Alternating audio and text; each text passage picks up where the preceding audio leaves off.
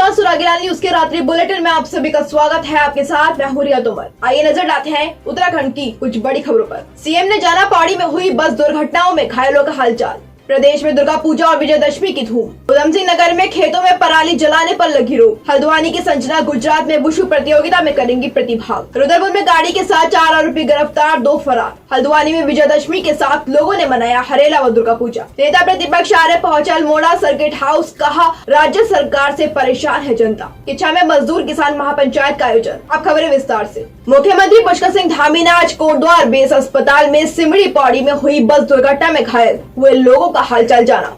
इस दौरान उनके साथ पूर्व मुख्यमंत्री एवं सांसद डॉक्टर रमेश पोखरियाल निशंक भी मौजूद थे। मुख्यमंत्री ने डीएम पौड़ी को निर्देशित किया है कि जिन ग्रामीणों ने आपदा की घड़ी में घायलों और मृतकों को बाहर निकालने में मदद की है, उनकी सूची बनाकर उनको भी प्रोत्साहित करने हेतु प्रोत्साहन धनराशि प्रदान की जाए। पौड़ी में क्योंकि अभी एग्जैक्ट संख्या 45 के आसपास बताई जा रही है, उसमें से 35 लोग लगभग निकाल लिए गए हैं, जिसमें से 10 लोगों की डेथ हुई है और अभी शाम तक जो है संभवतः शाम तक जो है वो रेस्क्यू ऑपरेशन पूरा हो जाएगा, तभी उसका स्पष्ट फिगर आएगा। जो 9 लोग कोटद्वार हॉस्पिटल में भर्ती हैं, सभी सकुशल हैं, अच्छे हैं अभी, और 1 लोगों को एम्स रिफर किया गया है और जो भी जरूरत है वहाँ पर वो भी करी जा रही है। केंद्रीय रक्षा मंत्री राजनाथ सिंह ने आज औली व बद्रीनाथ में सेना आईटीबीपी बीआरओ के जवानों के साथ दशहरा मनाया। इस दौरान उन्होंने शस्त्र पूजा भी की। उसके बाद रक्षा मंत्री राजनाथ सिंह ने बद्रीनाथ धाम के दर्शन कर देश की खुशहाली की कामना की।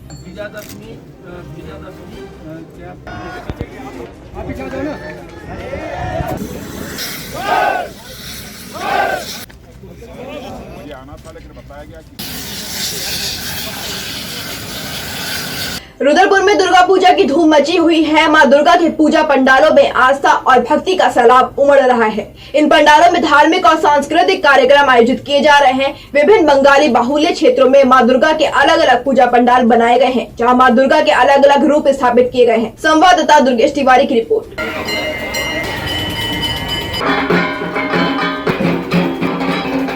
हमारा जो कार्यक्रम है वो 1 अक्टूबर से स्टार्ट हुआ। षष्ठी के दिन से हमने स्टार्ट किया और 7 तारीख को प्रतिमा विसर्जन के साथ इसका समापन होगा। इस दौरान हमने धार्मिक के साथ सांस्कृतिक कार्यक्रम का आयोजन करने का एक मन बनाया है, जिसके माध्यम से बंगला कल्चर हो, ऑर्केस्ट्रा हो या एक शाम देश के नाम हमारे वीर शहीदों के लिए हमने समर्पित कई सारे कार्यक्रम किया है। ये पूजा जो है हम 7 अक्टूबर तक इसको लेकर चलेंगे। 7 अक्टूबर को शाम को मां की प्रतिमा के विसर्जन के साथ इस पूजा का समापन किया जाएगा। विश्व प्रसिद्ध जाने माने ग्रामीण श्री रामलीला कमेटी ऊंचापुल द्वारा पिछले 76 वर्षों से नवरात्र के अवसर पर प्रभु श्री रामलीला मंथन का आयोजन ऊंचापुल में किया जाता है। इसमें मेकअप आर्टिस्ट व कलाकारों को बाहर से बुलाया जाता है। बता दें कि मेकअप आर्टिस्ट पुराने तरीकों से ही कलाकारों को तैयार करते हैं और यही आर्टिस्ट पात्रों के शस्त्रों को भी तैयार करते हैं। संवाददाता दीपक अधिकारी की रिपोर्ट।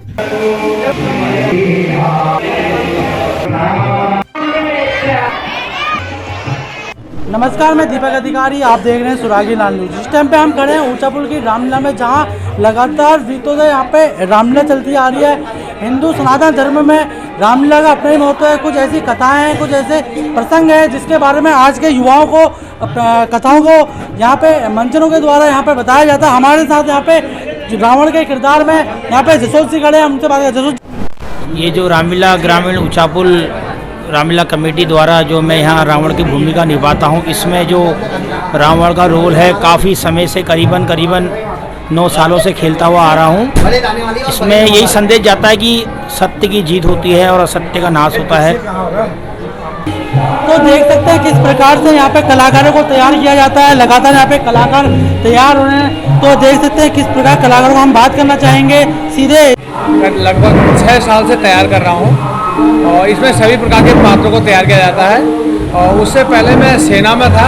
जब सेना में भर्ती नहीं हुआ था 1984-85 में भी मैं यहाँ पर रामलीला का पूरा अपने हाथ से लिखा गया है मेरे द्वारा, और मैं कलाकारों को भी तैयार करता था।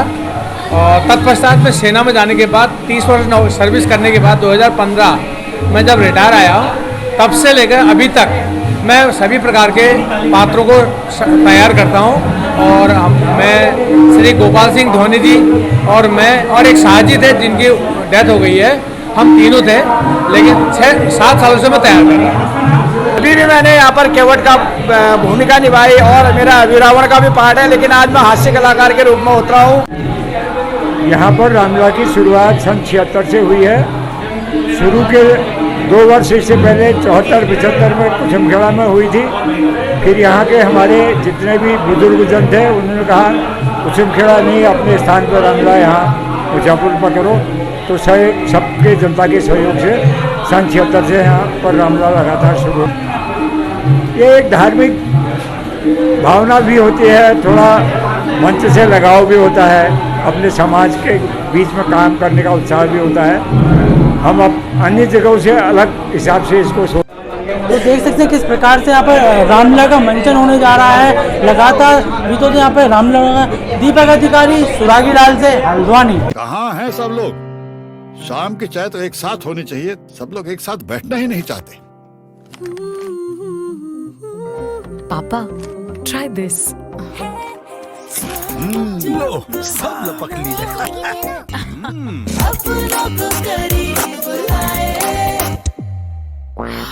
ये क्या हाल कर दिया है रूम का? बस कल से चाय? कल से चाय मेरे रूम में।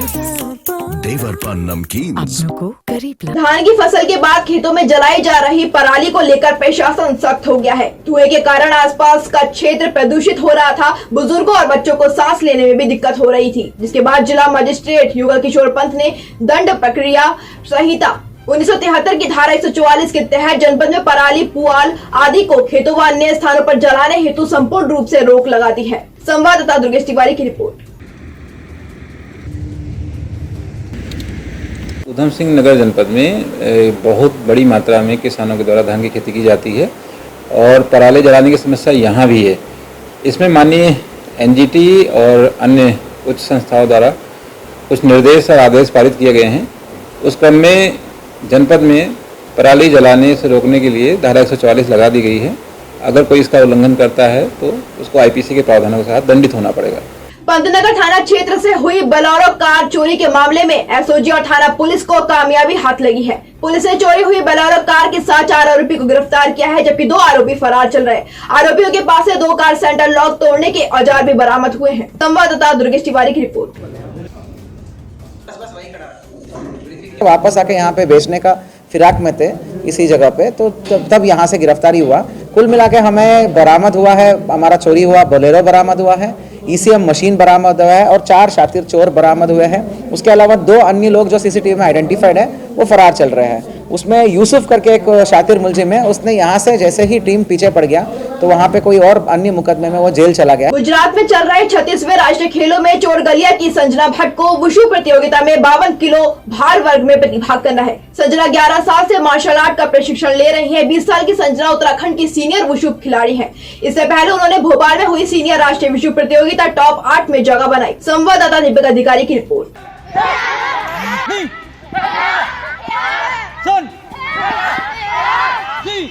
मैं संजना भट्ट, मेरा सिलेक्शन 36 नेशनल गेम्स गुजरात जो कि 27 सितंबर से 10 अक्टूबर तक होने हैं उसमें हुआ है। ये सिलेक्शन मेरा जो पिछले साल अक्टूबर में ही नेशनल हुआ था वुशु का भोपाल में, उसमें मेरा नेम टॉप 16 में टॉप 8 में शॉर्टलिस्ट हुआ, जिससे मेरा सिलेक्शन हुआ। तो मेरे को बहुत खुशी है। बाकी हाँ, उत्तराखंड की लड़कियां काफ़ी स्पोर्ट्स में बढ़ रही हैं, तो मेरे को लगता है कि हमें थोड़ा और अच्छी फैसिलिटीज़ मिलनी चाहिए।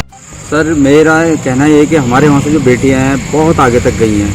अभी मेरी एक लड़की वर्ल्ड पुलिस गेम में मेडल लेकर आई जो आईटीबी में सेलेक्ट हुई है, और अभी मेरी एक स्टूडेंट संजना भट्ट जो 36वें राष्ट्रीय गेम में प्रतिभाग करेगी।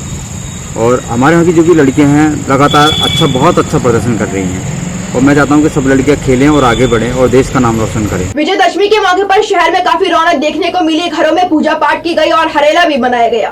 रामकृष्ण धाम आश्रम में बंग समाज के द्वारा दुर्गा पूजा के दौरान सिंदूर खेला गया। नाच गाने के साथ महिलाओं ने पारंपरिक वेशभूषा में मां के भजनों पर जमकर नृत्य किया। संवाददाता दीपक अधिकारी की रिपोर्ट।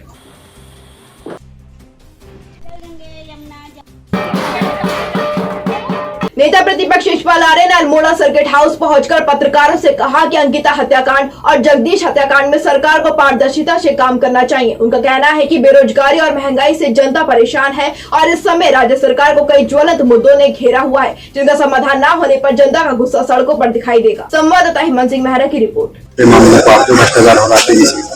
देखिए,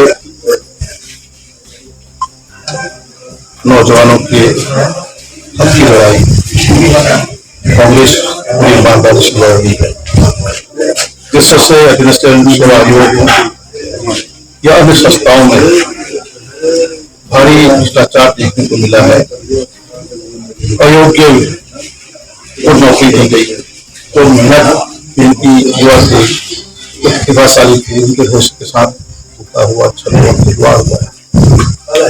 हम उसकी लड़ाई को मजबूती से लड़ रहे थे। हमारा कहना है कि वो चेहरे कौन हैं जो आज भी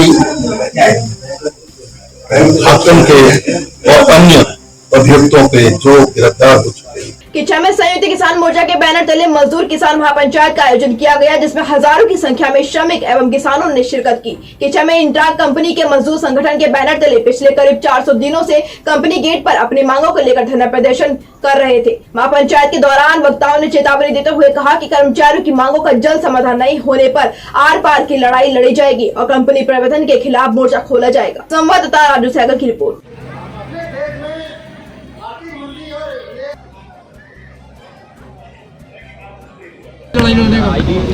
देखो, हम तो इनके साथ में है भाई, अधिकारियों को बुलवाया है।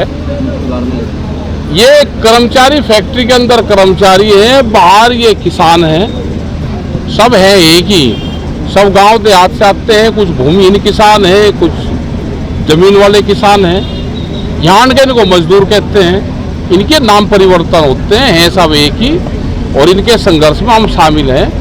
अधिकारी को बुलवाया है, जब कंपनी लगी कंपनी के क्या नॉर्म्स थे उस पर बातचीत कर रहे हैं। अब इनको 20-20 साल नौकरी करते हुए हो गए। हमने सैलरियां बढ़ती देखी, लेकिन आज हालात ये होगी कि सैलरी घटने लग रही। आज के लिए इतना ही। उत्तराखंड से जुड़ी तमाम खबरों के लिए जुड़े रहिए सुरागीला न्यूज के साथ। धन्यवाद।